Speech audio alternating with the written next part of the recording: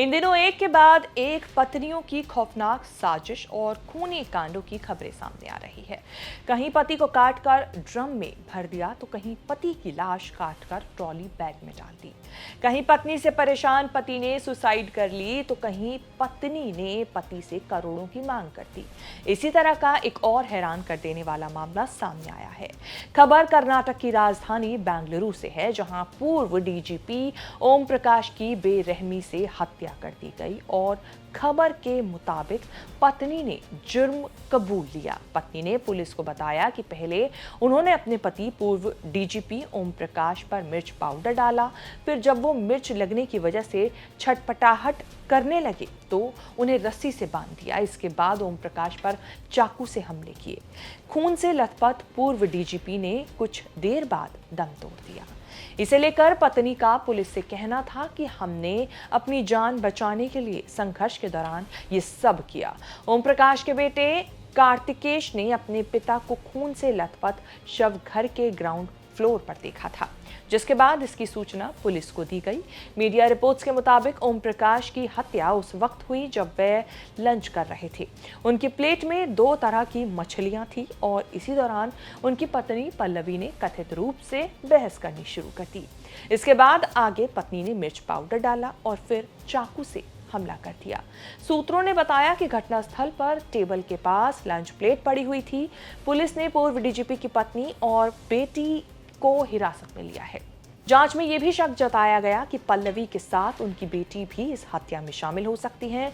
हमले के बाद दोनों ने शव को चादर में लपेट दिया था। मीडिया रिपोर्ट्स के मुताबिक पति की हत्या के बाद ओम प्रकाश की पत्नी पल्लवी ने अपने एक दोस्त को वीडियो कॉल किया था, जिसमें वो कहती हुई नजर आई, मैंने राक्षस को मार दिया है। दोनों पति पत्नी के बीच कई सालों से वैवाहिक जीवन में मतभेद चल रहा था। पैसों को लेकर भी झगड़े हुआ करते थे। पूर्व डीजीपी ओम प्रकाश की पत्नी पल्लवी ने पुलिस को बताया कि घर में एक हफ्ते से झगड़ा चल रहा था।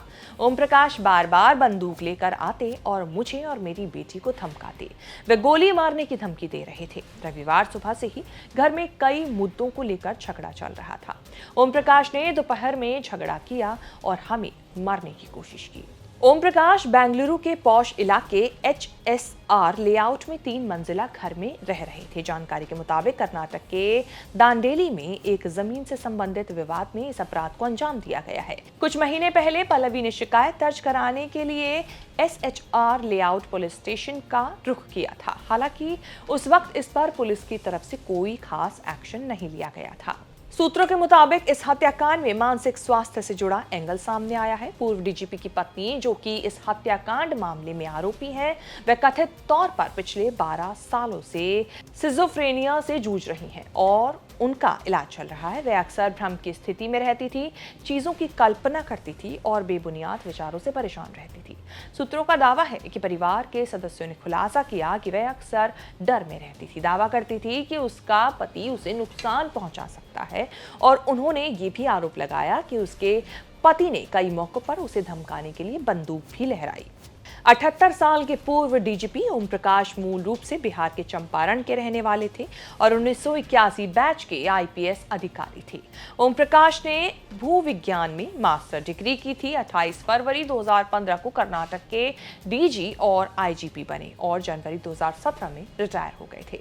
अब इस खबर में अलग अलग अपडेट सामने आ रहे हैं। पुलिस अलग अलग एंगल से इस पूरे मामले की जांच कर रही है। देखना होगा आगे आने वाले समय में इसमें क्या कुछ नई अपडेट निकल कर आती है।